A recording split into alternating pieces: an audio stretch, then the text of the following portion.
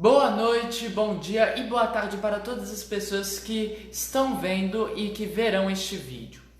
Bom, para você que está vendo um vídeo meu pela primeira vez, nesse caso vou lhe informar que isto é uma live feita no Facebook e que, portanto, antes de começar a falar sobre o tema que me propus para falar hoje, eu irei esperar um pouco as pessoas chegarem, né? Enfim, nesse período vou aproveitar para lhe explicar o que eu estou fazendo, né? Para começar, quero dizer que esta não é a minha primeira live, né? Não é o primeiro vídeo que eu faço. Se você está vendo aí no meu canal do YouTube, você vai ver que tem um monte de vídeo antes desses. No caso, esse em especial vai tratar de muitas coisas que estão em vídeos anteriores, né? Então é interessante que depois que você ver este vídeo, vá ver o vídeo. Agora que eu estou pensando, eu devia ter anotado os nomes, mas não anotei. Mas enfim, os nomes eu acho que são bem. Dizem bem o que é, né? Mas então vou dizer aqui, aí é só encontrar, deve ser fácil. O primeiro, o que no caso é os escravos da Ordem da Companhia de Jesus, né? O outro é a questão dos assassinatos, vai estar junto com assassinato, ofensa física, vai estar junto aí, assassinato e ofensa física. Um outro é o vídeo que eu fiz para falar das fugas. Deixa eu ver se eu lembro aqui qual música que eu devo ter usado, porque vai estar o nome da música na frente. Não, que porcaria, não consigo lembrar o nome da música. Bom, um outro que deixa eu ver qual que era. Vixe, esqueci. Assim, são os vídeos que eu fiz para falar sobre os quilombos, né? No caso, eu creio que o mais essencial seria o que eu fiz para falar do quilombo do Calunga, porque nele dou um conceito inicial do que é um quilombo, né? E outras. O conceito inicial de um quilombo, né? Para você ter uma noção do que é um quilombo, né? Não me recordo de um outro vídeo que seja importante assistir, né? Para se entender os processos que eu estou falando, que a gente irá falar hoje, né? E bom, deixa eu pensar se tem mais alguma coisa que eu quero dizer. Sim,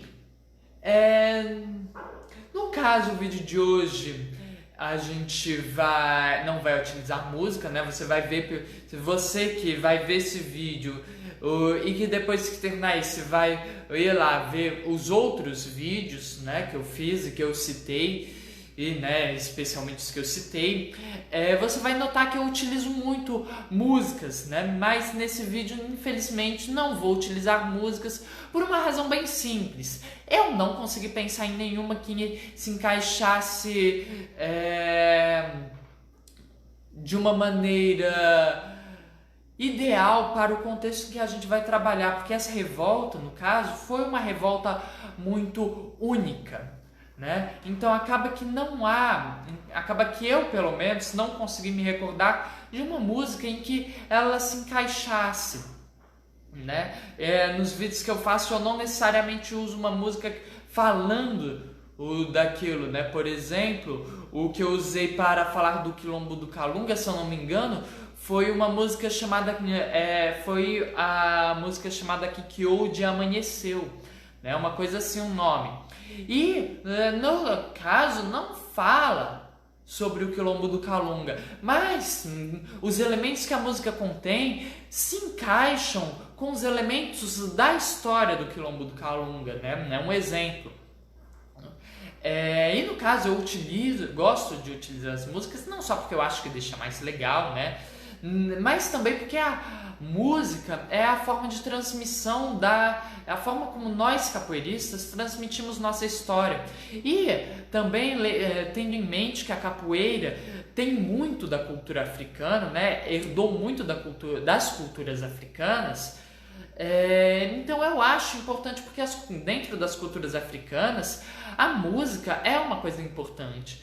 Talvez não seja em todas, não tenho condições de conhecer todas as culturas africanas, mas, por exemplo, na etnia Fon, a música eu sei que é uma coisa muito importante, porque inclusive os contos da etnia Fon tradicionalmente começam e terminam com uma música, e tradicionalmente também tem uma ou mais músicas no meio, né?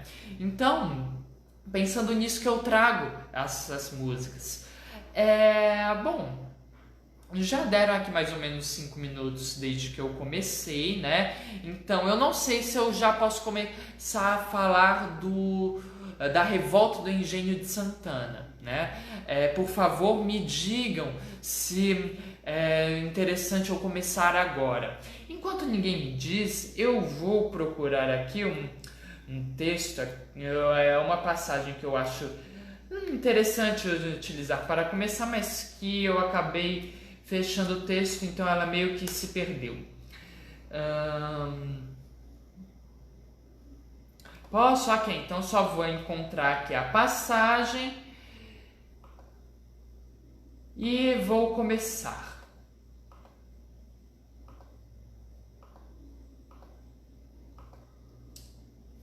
Espera aí, deixa eu ver em que página que tá.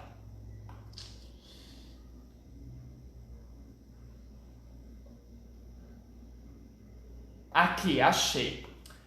Pronto. Essa passagem é do tratado proposto a Manuel da Silva Ferreira pelos escravos durante o tempo em que se conservaram levantados. Ou seja, é o tratado de paz proposto pelos escravos do Engenho Santana para retornar ao trabalho e dar um fim à revolta. Escreveram o seguinte: assim, primeiramente, é claro, vivos, vadios e os ladinos, né? Segundamente, eles escreveram o seguinte: meu senhor, nós queremos a paz e não queremos guerra. Se meu senhor também quiser nossa paz, há de ser nessa conformidade, se quiser estar pelo que nós quisermos a saber. Por que é que eu decidi falar dessa passagem? Porque, como eu acredito ter demonstrado em todos os vídeos em que a gente está trabalhando essa questão da revolta, da resistência escrava no Brasil, né?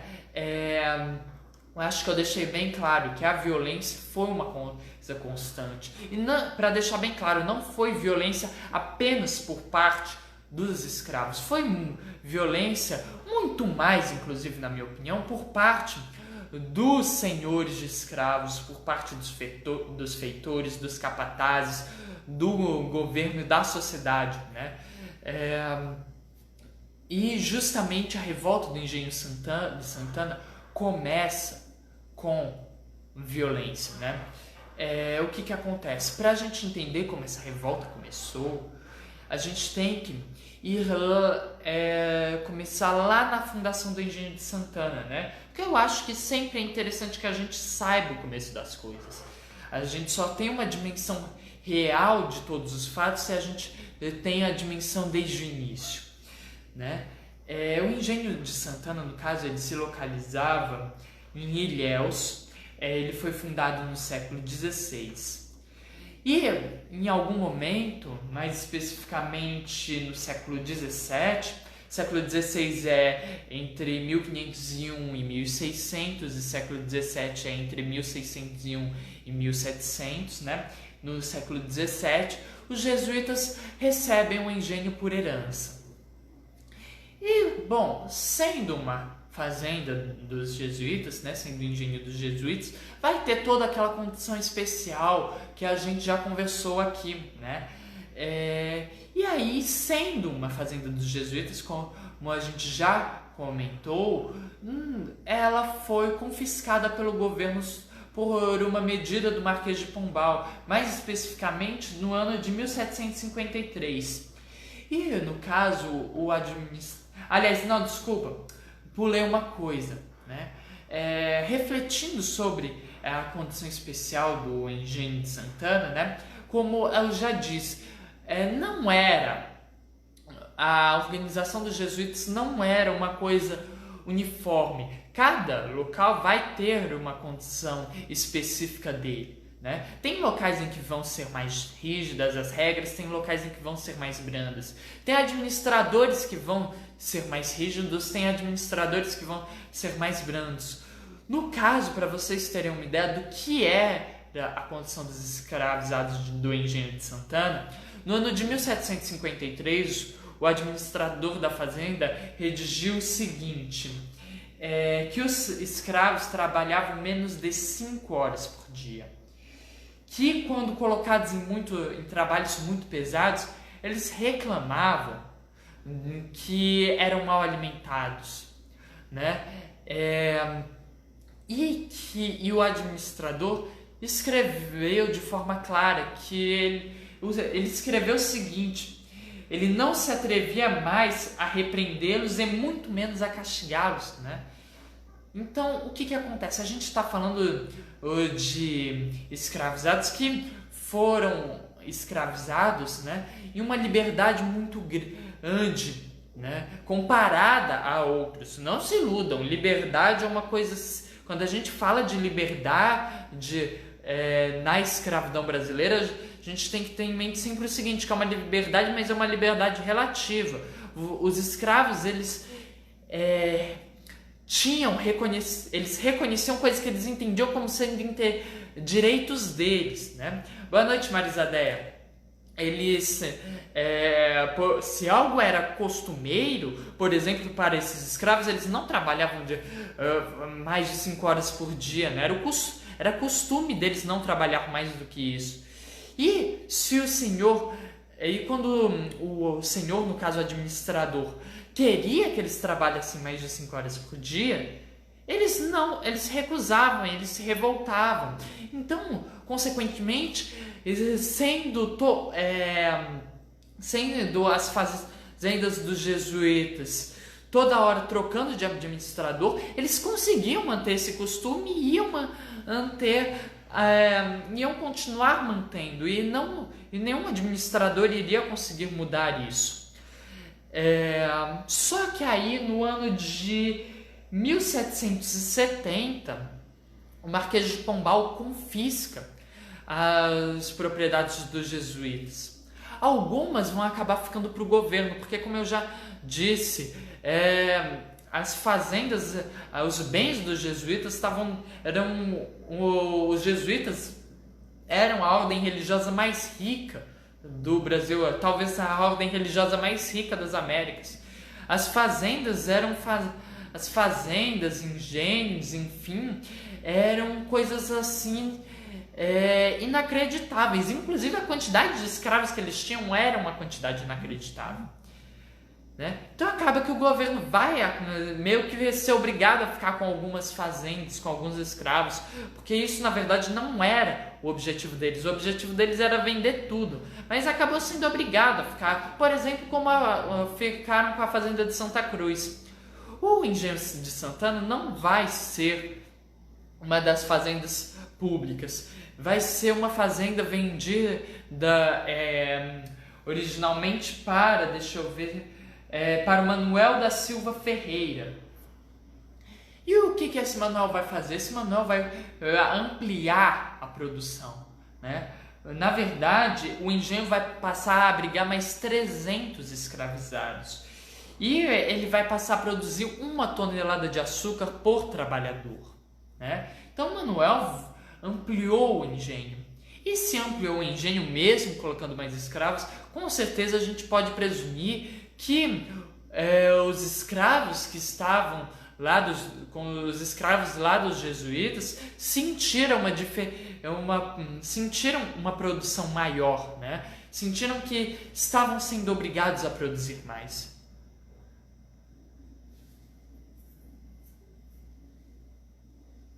Pois é, realmente, Marisadeia.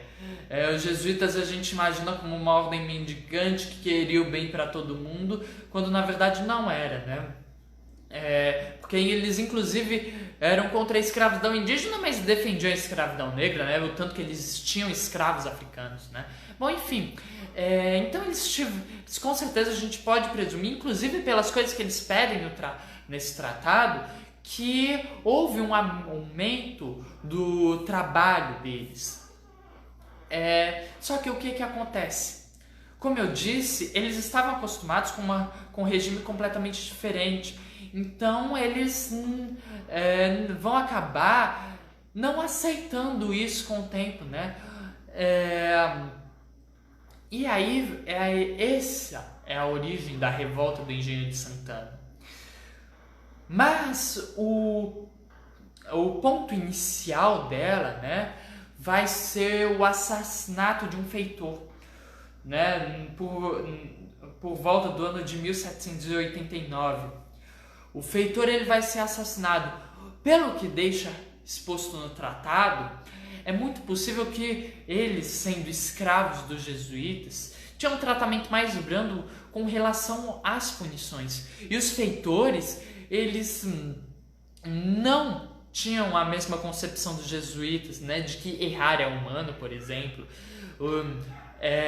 Então, muito provavelmente, o tratamento estava sendo muito mais duro, né?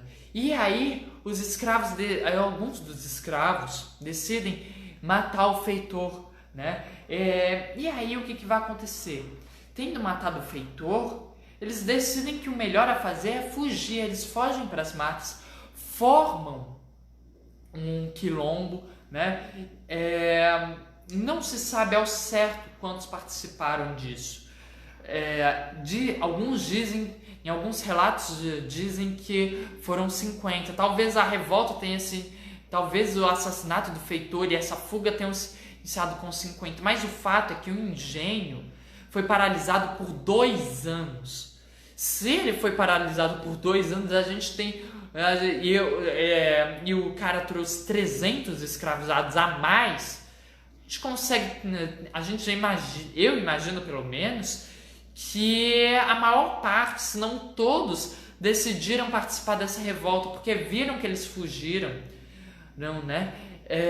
E decidiram se unir um atrás do outro, né? Então acabou que o engenho foi paralisado por 2 anos. E o Manuel, obviamente, não iria... Ixi, acabei de lembrar da música de fundo, né? E o Manuel não iria aceitar o engenho paralisado, né? Então o que acontece? Ele começa mandando gente para buscar. Não conseguiram trazer os escravos de volta. Mandaram. E aí ele pediu lá para o exército ir. E o exército foi. E continuaram e tentaram. Mas não estavam conseguindo trazer os escravos. Só que os escravos perceberam que era só uma questão de tempo até não dar mais. Porque aquela situação ia se tornar insustentável, né? Era uma coisa muito clara. Então eles decidem propor um tratado para eles voltarem a trabalhar. Eu não tenho todos os itens de cor, né? No caso, eu só pensei, faltando 2 minutos para eu começar, em colocar em ordenar por o tipo da exigência, né? Eu anotei aqui as exigências de acordo com o que estava colocado no tratado, né? Mas então, já que eu já tivesse ideia agora, só faltando 2 minutos para iniciar, né? Eu vou comentar e vou dizer aqui os que estão relacionados, ok? Bom, para começar, eles... sim, o tratado no caso tinha 19 itens, né? Para começar, eles pediram para ter as sextas e sábados destinados a eles próprios. E sem perder um único dia santo, né? Ou seja, eles queriam ter o direito de poder trabalhar nas brechas camponesas, né? Ou seja, trabalhar na terra dada para eles, queriam ter o direito de fazer coisas para eles, né? Durante as sextas e os sábados, mas também não queriam perder nenhum dia santo, porque eles entendiam que esse dia já era deles, né? E sendo escravos dos jesuítas, claro, a gente pode presumir que muitos deles eram católicos, né? Então eles não quererem perder os dias santos também pode ser uma motivação religiosa, né? Uma outra coisa que eles pedem é para eles receberem redes, tarrafas e canoas, para eles terem condições de pescar, né? Para eles poderem se sustentar com pesca. Até porque no vídeo que a gente falou sobre a alimentação, a gente comentou aqui que a alimentação de escravo era uma coisa péssima, né? Inclusive teve um cara aí que comentou, né, que não sabe como é que os escravos conseguiam se virar com uma alimentação tão ruim, como é que eles conseguiam viver com aquilo, né? Então, assim, essa questão da pesca era uma necessidade que eles sentiam. Além do mais, eles podiam comercializar peixes. E comercializar significa fazer dinheiro. E dinheiro significa oportunidade para comprar a alforria, ou seja, comprar a liberdade. Agora, uma coisa interessante, né? É que muito provavelmente deviam haver nessa revolta uma maioria de crioulos, ou seja, aqueles que nasceram no Brasil. Porque eles exigiram que os trabalhos menos dignos, no caso que eles consideravam como a fazer as camboas e o trabalho de mariscar, no caso mariscar é colher ou retirar mariscos, né? Que fossem destinados ao que eles chamaram de negros minas, que no caso se refere aos africanos. Porque uma coisa curiosa é que dentro dos escravos eles enxergavam uma hierarquia, né? E os crioulos eles se viam superiores aos africanos. Então esse pedido, essa exigência dos crioulos é uma coisa que nos mostra muito disso, dessa questão deles se enxergarem superiores e não se verem dignos de fazerem esses trabalhos, né? Até porque, e essa questão, na verdade, é uma questão muito complexa. Primeiro, eu acho que deve ser, antes de tudo, uma questão de autopreservação. Segundo, a gente tem que ter em mente que os crioulos nasceram aqui. Os crioulos, eles são os caras que sabem viver aqui, que estão adaptados a esse ambiente, são os caras que sabem negociar, né? E os africanos não, eles literalmente chegaram agora, né? Não sabem como funciona, muitas vezes morrem sem terem se adaptado, né? Muitos morrem, né? Querendo ainda voltar para a terra natal. Muitos vão morrer sem aprender a língua, né? Então é uma coisa muito complexa. Os crioulos, analisando todas essas questões, acabaram tendo entendimento de que eles eram superiores aos africanos e por isso não mereciam essas tarefas indignas, né? Uma outra exigência deles é que para o sustento do Senhor, que houvessem lanchas de pescarias e canoas do alto, e que essas fossem dos próprios Senhor, porque eles queriam ter o direito de ter a propriedade das canoas deles. Eles não queriam usar as canoas do Senhor, porque usar a canoa do Senhor significa pedir permissão, né? E significa competir com o outro que vai estar lá querendo usar também, né? E no caso, uma coisa interessante é que eles reiteram, né? Ou seja, eles reafirmam que não querem ficar coletando mariscos e que se o Senhor quiser, que ele mandasse um dos negros minas coletar os mariscos. Uma outra exigência deles, deixa eu ver aqui onde é que eu tô. Eles exigiram usar a barca do Senhor quando essa fosse para a Bahia, para exportar os produtos deles sem pagar o frete, ou seja, sem pagar a mais. Porque o que acontece? Eles produziam as coisas, mas eles precisavam comercializar. em geral, os produtos deles não iam junto com os produtos dos senhores, consequentemente, pagavam um preço maior. E eles queriam justamente evitar isso para ganharem mais dinheiro. Uma outra coisa que eles exigiam, e que aí também é uma coisa interessante, eles desejavam que na plantação de mandioca os homens só tivessem tarefas de 2 mãos e meia e as mulheres tivessem de 2 mãos. Ou seja, eles estavam pedindo para que primeiro que a tarefa fosse reduzida. Essa questão de mãos, né? Pelo que eu entendi, é uma medida, né, do que eles vão colher. E eles estavam pedindo para que as mulheres tivessem 20%, para que as mulheres, no caso como eles utilizam mulheres, né, vou utilizar mulher também. Mas o termo que estou preferindo utilizar é o termo Frau, que é a palavra alemã para mulher, já que o termo mulher etimologicamente, né, como eu já expliquei, significaria frágil. E etimologia é o verdadeiro significado das palavras, né? É isso que a etimologia quer dizer, é o estudo do verdadeiro. Então por isso eu prefiro usar a palavra Frau, que se você for ver lá na etimologia vai vir lá da palavra do antigo alto-alemão, eu acho, aliás, não, do proto-germânico para a palavra senhora, né? Então eu prefiro utilizar esse termo. Mas enfim, eles pediam que fosse 20%, que os homens tivessem 20%, que as mulheres tivessem 20% a menos de trabalho que os homens. E muito provavelmente, talvez até a quantidade que os homens pediram para ter de trabalho, né, a plantação de mandioca, era mandioca?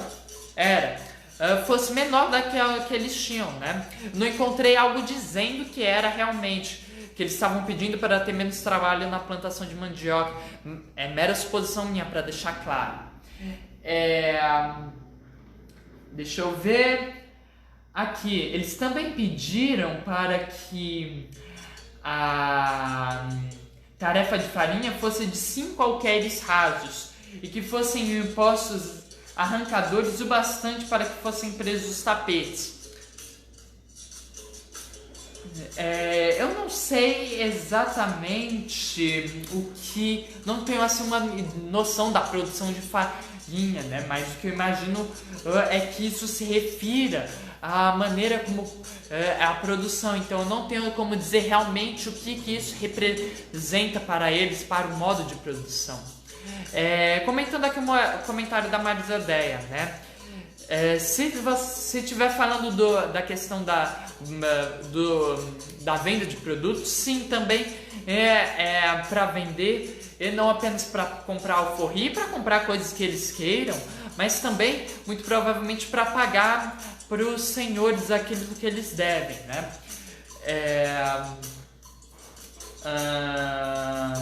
No caso, essa parte de pagar o que eles devem, eu creio que eu explique no vídeo sobre negociação, para deixar claro.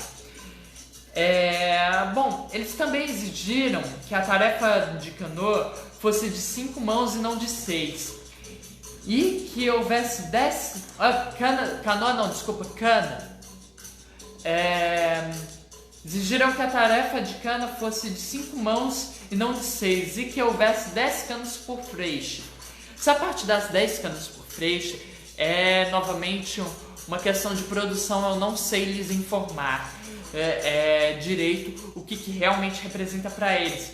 Mas pelo que eu encontrei, essa parte das 5 mãos e não 6 seria esse pedido, eles estariam pedindo para que fosse reduzido 30% o número de canas que o senhor exigia. Agora entendi o que você quer dizer, Marisadeia.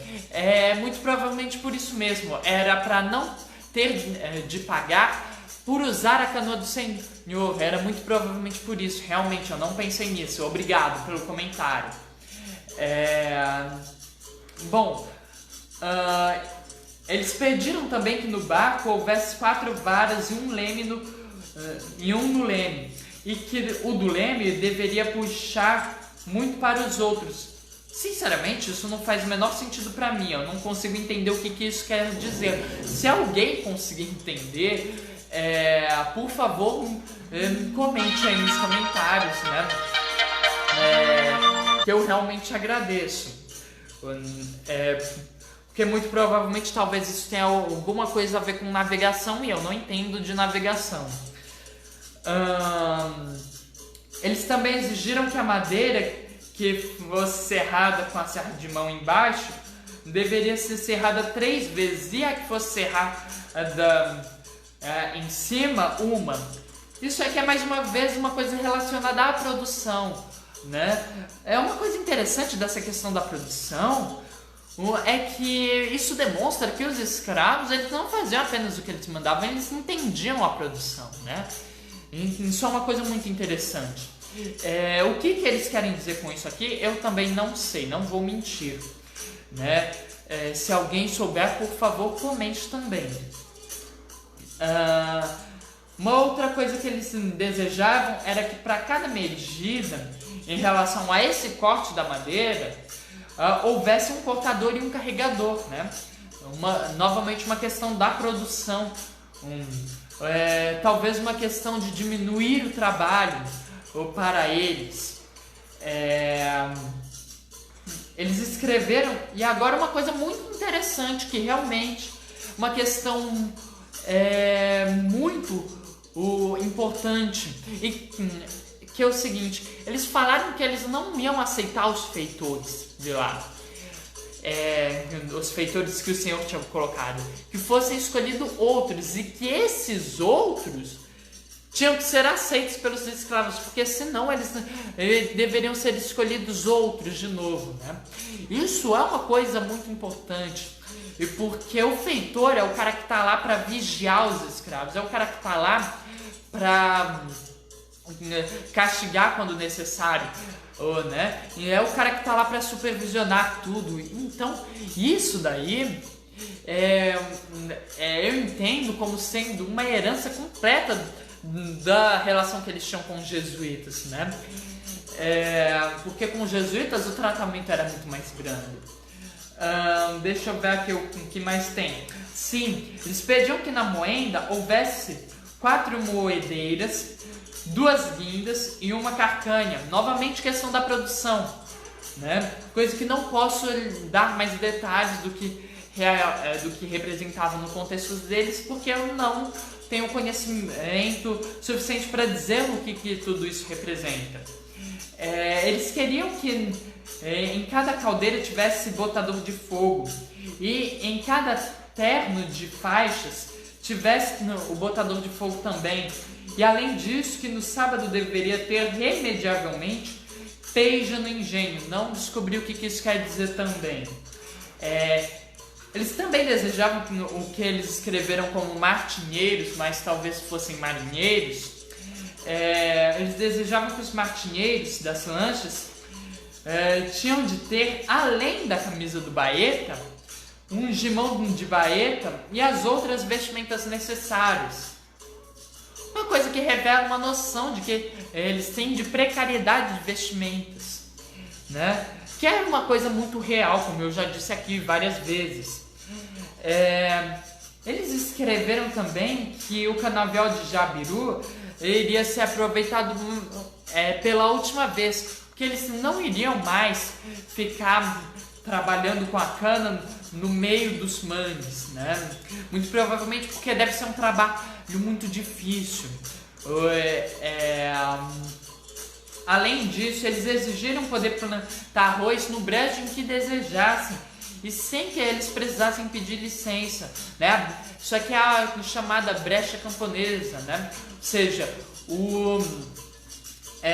uma terra dada para os escravos, né? E essa questão de pedir permissão é muito importante, porque eles deixam claro que eles querem plantar o arroz, muito provavelmente tanto para subsistência quanto para a venda, mas que eles não querem ter que pedir para o senhor, eles querem ter autonomia para plantar onde quiserem. E além disso, eles também queriam cortar jacarandás e outras madeiras sem ter que pedir permissão também, né? Novamente, Eles querem ter autonomia. E agora, eu vou ler, eu copiei e colei, né? Porque eu acho muito interessante as duas últimas exigências que eles fizeram da maneira como eles colocaram, né? Eles escreveram o seguinte: a estar por todos os artigos acima e conceder-nos estar sempre de posse da ferramenta, estamos prontos para os servirmos como dantes, porque não queremos seguir os maus costumes dos mais engenhos. Engenhos, uma curiosidade, eles escreveram com letra maiúscula. Essa exigência aqui é uma exigência muito interessante, porque o que eles estão pedindo é o seguinte: que eles tivessem as ferramentas do engenho. Eles queriam ser donos das ferramentas do engenho, eles queriam ser donos de parte do meio de produção, né?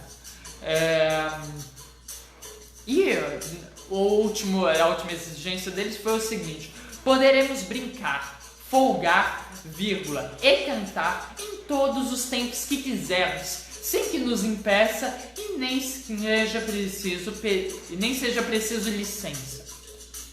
Ou seja, eles querem ter uma autonomia de fazer o trabalho deles quando eles quiserem. Eles querem poder cantar e se divertir quando bem entenderem, né? Vai diferir dos sábados e das sextas-feiras, porque nas sextas-feiras e nos sábados eles realmente vão fazer tudo que eles quiserem para eles. Mas nos outros dias eles querem ter a folga, querem poder brincar, cantar, mas eles também vão cumprir com a obrigação que eles se propuseram a fazer, né? Lá de trabalhar, de pegar 5 mãos, né? Enfim. E aí, né? Maravilhoso isso aqui, não acham? Esse tratado é um tratado realmente revolucionário. É uma coisa assim linda de ler, né?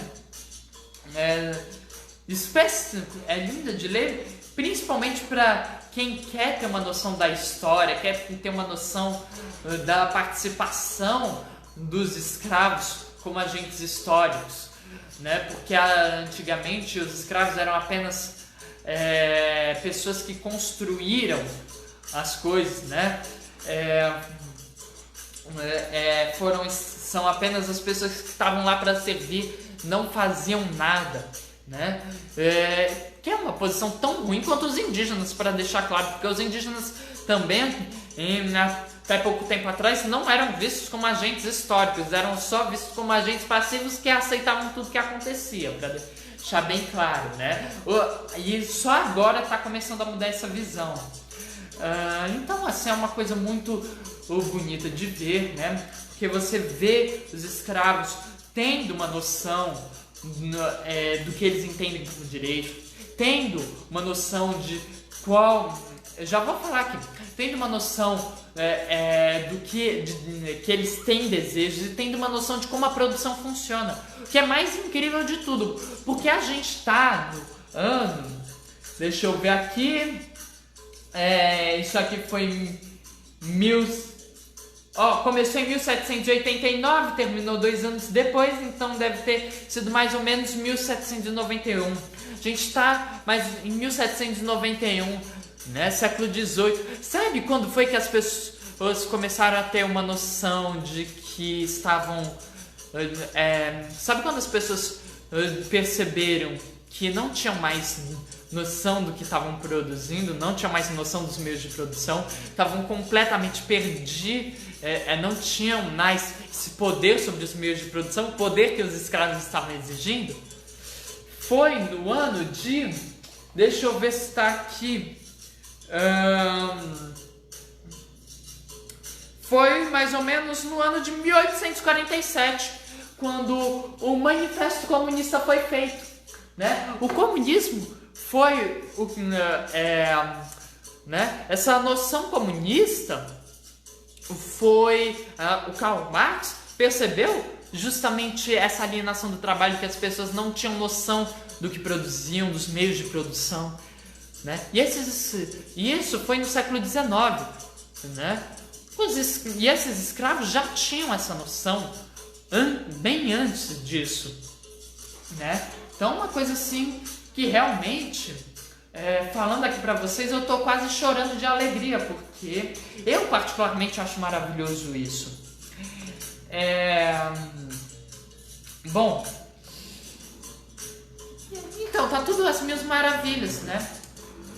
E eles colocaram esse tratado lá pro Manuel, e o Manuel sabiamente fingiu concordar, né? Concordou lá, prometeu alforria pro pro Gregório Luiz, que era considerado o líder desse movimento. E aí o que acontece?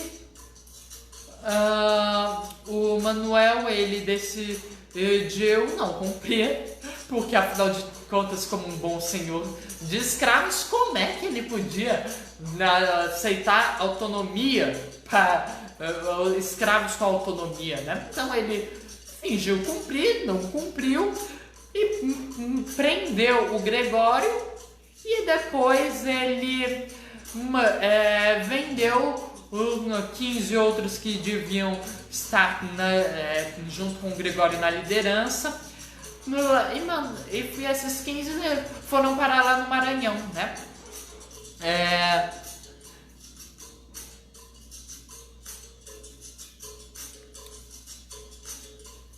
Marisa, realmente é interessante essa noção, é uma coisa que eu não tinha parado para pensar.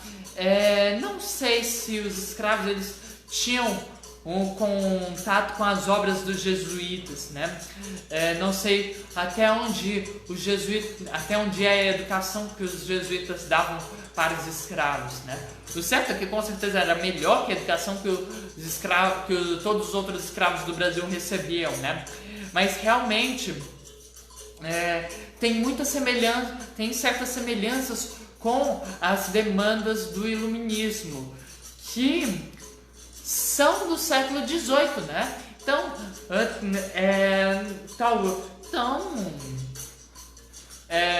não sei se tem uma relação realmente direta com o iluminismo, mas mas eu creio que é possível supormos que talvez tenha assim, alguma relação com essa questão do iluminismo, da relação iluminismo Igreja Católica com os jesuítas que se viam muito no papel de educadores, né? Talvez haja alguma relação, sim, mas eu não sei informar. Agora que tem muitas coisas que parecem, tem mesmo. Bom, e aí? O que acontece? O Manuel não aceitou. Ficou por isso mesmo? É claro que não. Na verdade, houve mais uma revolta em 1821. Os escravos eles depuseram as ferramentas, né? Ou seja, e ocuparam as terras. E eles paralisaram até o ano de eles ocuparam as terras durante 3 anos, né? Só em 1824, por causa da repressão, é que alguns voltaram a trabalhar, não foram todos. Na verdade, boa parte decidiu formar quilombos, e aí no ano de 1828, os escravos do engenho começaram de novo a dar indícios de que iam se rebelar de novo.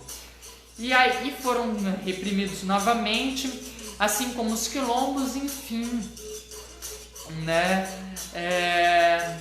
Essa história, além de todo esse tratado lindo e maravilhoso, né? Ela nos mostra uma outra coisa muito importante, que é uma questão que eu falei várias vezes no vídeo que a gente conversa sobre a negociação, que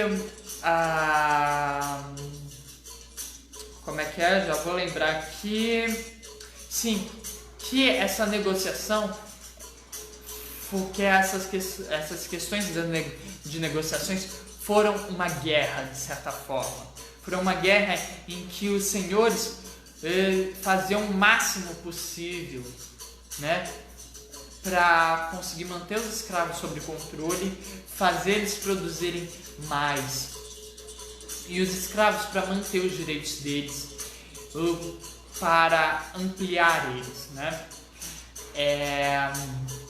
Essa história nos mostra perfeitamente isso. E nos mostra também que mesmo depois de não terem conseguido, eles tentaram de novo e tentaram mais uma vez. E talvez tenham tentado outras vezes, né?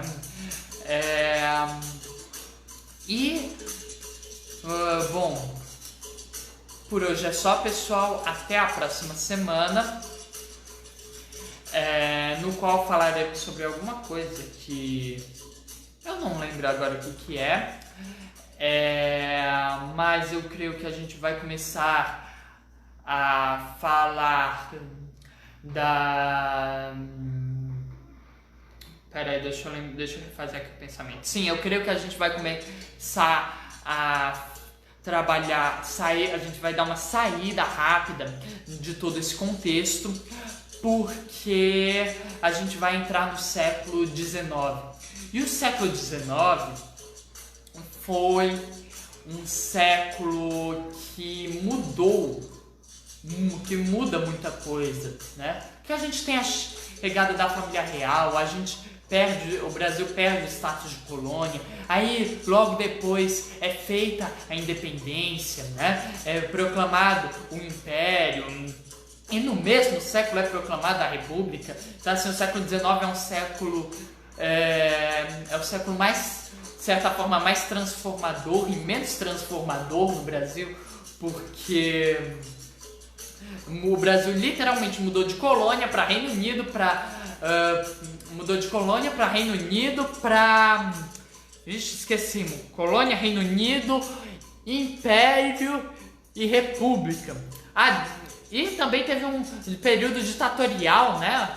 Então assim, um século de muitas mudanças e que não mudou muita coisa, sendo bem sincero, né? Porque escravidão continuou, escravidão e monarquia continuaram, quando derrubaram, né? Nós, pessoas pobres, continuamos a sermos explorados e continuamos sendo até hoje, né? Então, é isso aí, né? Por hoje é só. A partir de amanhã, a partir da próxima semana, eu creio que a gente vai começar a falar sobre as mudanças, que deram na mesma, né, aqui no Brasil. E é isso.